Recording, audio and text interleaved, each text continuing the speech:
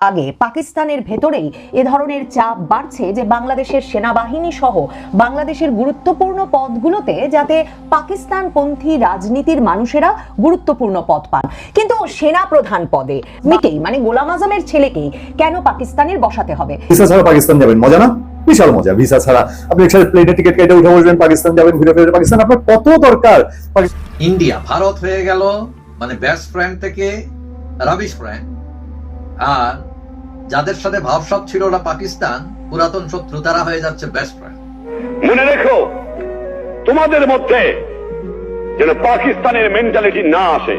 তোমরা পাকিস্তানের সৈনিক নও, তোমরা বাংলাদেশের সৈনিক। তোমরা হলো আমার পিপুলস আর্মি, তোমরা পেশাদার বাহিনী নয়। প্রিয় দর্শক, এইমাত্র পাওয়া কিছু গুরুত্বপূর্ণ আপডেট নিউজ নিয়ে হাজির হয়েছি। যে মুহূর্তে এই ভিডিওটি ভাইরাল হয়েছে সেটি আপনারা এখন দেখতে চলেছেন। শুরুতে কিছু ভিডিও দেখাচ্ছেন, মূল ভিডিওটি আপনারা দেখবেন। এর পাশাপাশি আরো কিছু চাঞ্চল্যকর তথ্য তুলে ধরা হবে এই ভিডিওতে। অবশ্যই ধৈর্য সহকারে পুরো ভিডিওটি দেখার চেষ্টা করবেন। যদি চ্যানেলে নতুন হয়ে থাকেন চ্যানেলটিকে সাবস্ক্রাইব করে রাখবেন পরবর্তী এরকম ভিডিও সবার আগে পাওয়ার জন্য। অবশ্যই একটি লাইক করে পুরো ভিডিওটি দেখতে থাকুন। প্রধানমন্ত্রী অনেক হবে, অনেক আসবে, প্রেসিডেন্ট অনেক হবে, অনেক আসবে, তো সেই হিসাবে তোমাদের আমি ভালোবাসি, তোমরা জানো।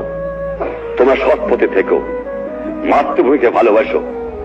মনে রেখো, তোমাদের মধ্যে যেন পাকিস্তানের মেন্টালিটি না আসে। তোমরা পাকিস্তানের সৈনিক নও, তোমরা বাংলাদেশের সৈনিক।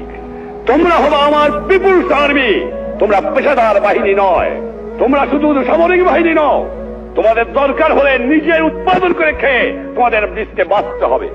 এটা হবে আমার জনগণের বাহিনী, এটা হবে পিপুলস আর্মি, এটা পাকিস্তানের পেশাদারি আর্মি হবে না। এইদিকে তোমাদের খেয়াল রাখা দরকার। আর যেখানে অন্যায় অবিচার দেখবা, চরম আঘাত করবা, ন্যায়ের পক্ষে দাঁড়াবা, গুরুজনকে মেনো, সৎ পথে থেকো, শৃঙ্খলা রেখো, তাহলে জীবনে মানুষ হতে পারবা। একথা তোমাদের ভুললে চলবে না। আগে পাকিস্তানের ভেতরেই এ ধরনের চাপ বাড়ছে যে বাংলাদেশের সেনাবাহিনী সহ বাংলাদেশের গুরুত্বপূর্ণ পদগুলোতে যাতে পাকিস্তানপন্থী রাজনীতির মানুষেরা গুরুত্বপূর্ণ পদ পান, কিন্তু সেনাপ্রধান পদে বা সেনাপ্রধান পদ দেওয়া সম্ভব না হলে একই সঙ্গে জাতীয় নিরাপত্তা উপদেষ্টা এবং প্রতিরক্ষা উপদেষ্টা পদে 4 তারকা জেনারেল বানিয়ে ব্রিগেডিয়ার আব্দুল্লাহিল আমান আজমিকেই মানে গোলাম আজমের ছেলেকেই কেন পাকিস্তানের বসাতে হবে, সেটাও খুব পরিষ্কার করা হয়েছে দ্য ক্যাচ লাইনের সেই প্রতিবেদনে। মাত্র দুদিনের ব্যবধানে পাকিস্তানের দুজন মন্ত্রীর বাংলাদেশ সফরের ঠিক আগে এবং বিশেষভাবে পাকিস্তানের উপপ্রধানমন্ত্রী এবং পররাষ্ট্রমন্ত্রী ইসাক দারের বাংলাদেশ সফরের আগে খুব স্বাভাবিকভাবেই পাকিস্তানের সংবাদ মাধ্যমে বাংলাদেশের সঙ্গে সম্পর্ক প্রসঙ্গটি ফিরে ফিরে আসছে, বিশেষভাবে এ কারণে যে তারা মনে করছে বাংলাদেশ একটা দীর্ঘ সময় 54 বছর ধরে ভারতীয় শিবিরে অবস্থান করছিল।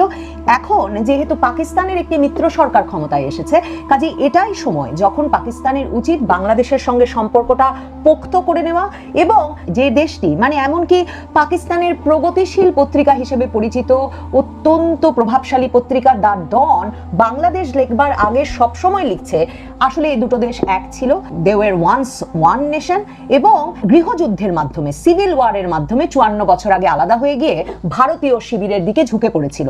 এবং পত্রিকাগুলো খুব খোলামেলা ভাবেই পাকিস্তান সরকারকে এই পরামর্শ এই উপদেশ দিচ্ছে যে এখন পাকিস্তান সরকারের উচিত অত্যন্ত সক্রিয়ভাবে, যেহেতু তাদের মিত্র সরকার বাংলাদেশে ক্ষমতায় আছে, কাজে অত্যন্ত সক্রিয়ভাবে দুদেশের মধ্যকার সম্পর্কটি পোক্ত করে নেওয়া, বাংলাদেশকে পাকিস্তান শিবিরে নিয়ে আসা।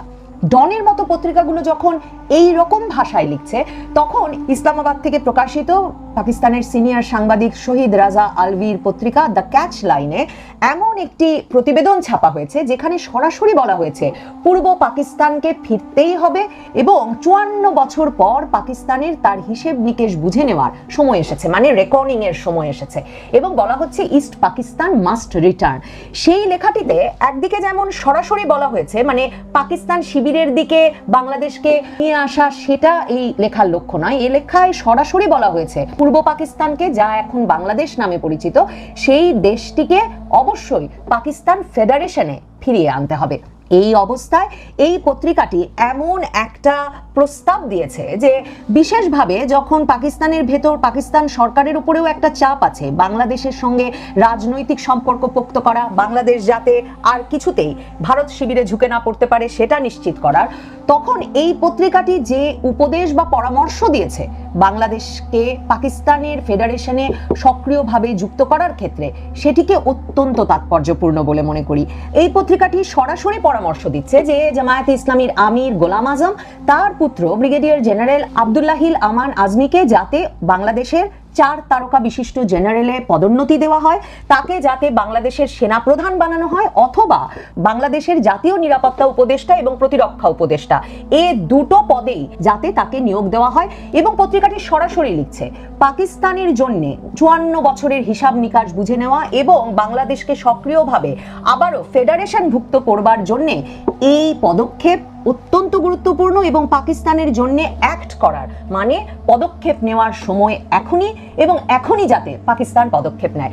বুঝতেই পারছেন যে ইসাক দারের সফরের আগে পাকিস্তানের ভেতরেই এ ধরনের চাপ বাড়ছে যে বাংলাদেশের সেনাবাহিনী সহ বাংলাদেশের গুরুত্বপূর্ণ পদগুলোতে যাতে পাকিস্তানপন্থী রাজনীতির মানুষেরা গুরুত্বপূর্ণ পদ পান।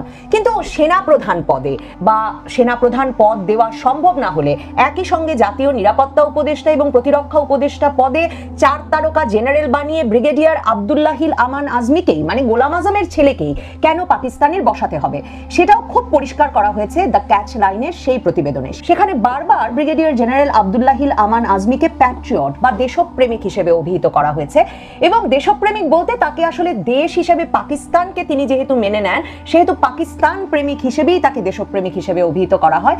এবং বলা হয় যে 1981 সালে যখন কমিশন প্রাপ্ত হয়েছিলেন এই আব্দুল্লাহিল আমান আজমি, তখন থেকেই গোলাম আজম পুত্র পাকিস্তানের স্বার্থ রক্ষায় বাংলাদেশের সেনাবাহিনীর ভেতরে কাজ করে আসছিলেন।